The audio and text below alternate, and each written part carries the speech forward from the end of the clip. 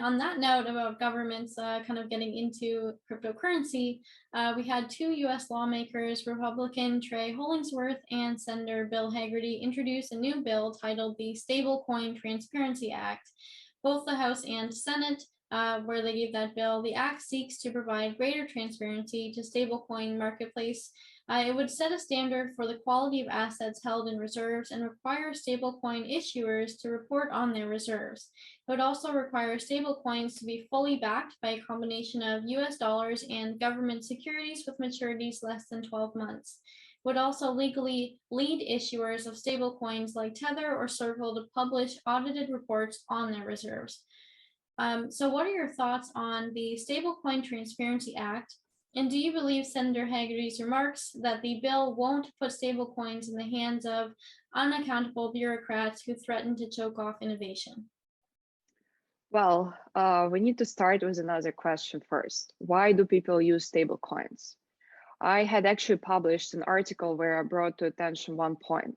With all this globalization, remote work, cross-border business transactions, why bank transfers take days when they're supposed to take just seconds? And that's one of the reasons why stablecoins took off. You need to do a USD transfer to your colleague, for example.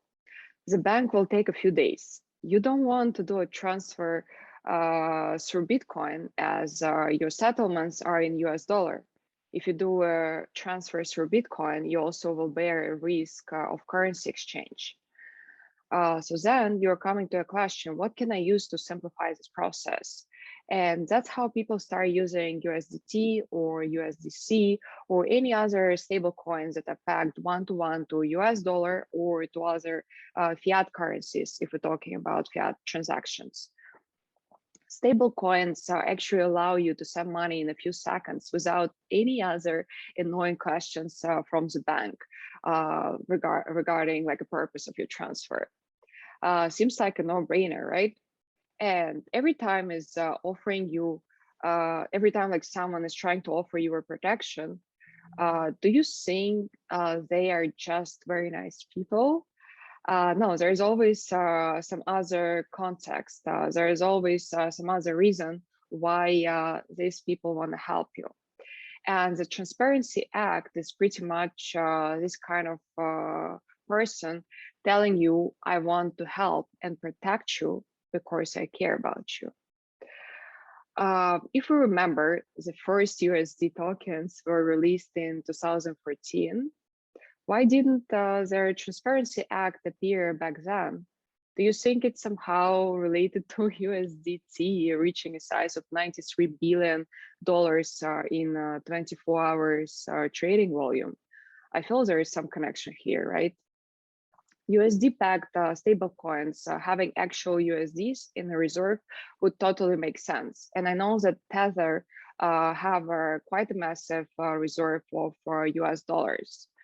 But at the same time, the government now asking them to keep government securities. And it's a very nice attempt to bring in extra funding for the government. You see, here is this kind of friend who wants to help you for his or her own reasons. It seems quite interesting to hear that act being introduced when USD is no longer having sufficient gold reserve as it used to have. It's the same thing will apply to other fiat currencies. We hear about this sort of protection. We hear about certain requirements and reserves when the national currency doesn't have any reserve anymore. How are we protected when we're using US dollar if it's not pegged to gold or it doesn't have any gold reserves or any other hard asset reserves? Well, I also always said that not every crypto gives you financial freedom, right? And not every crypto is decentralized. And that also brings another point that stable coins by nature are pegged to a real world asset or some fiat currency. So majority of POS or blockchains have masternodes run on AWS servers. What kind of decentralization are we talking about? we should understand if we're using stable coins, we're using them solely for business transactions because we want to make a payment in a few seconds. We want to avoid different compliance, different unnecessary questions that the bank will be asking you. But if we're trying to come back to a question about this act and how it will affect privacy of stable coins or decentralized aspect, I would say we're already using stable coins knowing it's backed to a fiat currency that we're trying to escape, or to some real world asset that we're trying to disconnect from. So I wouldn't say changing the nature of us using stable coins, but requiring to have government securities as a reserve is very interesting point for me.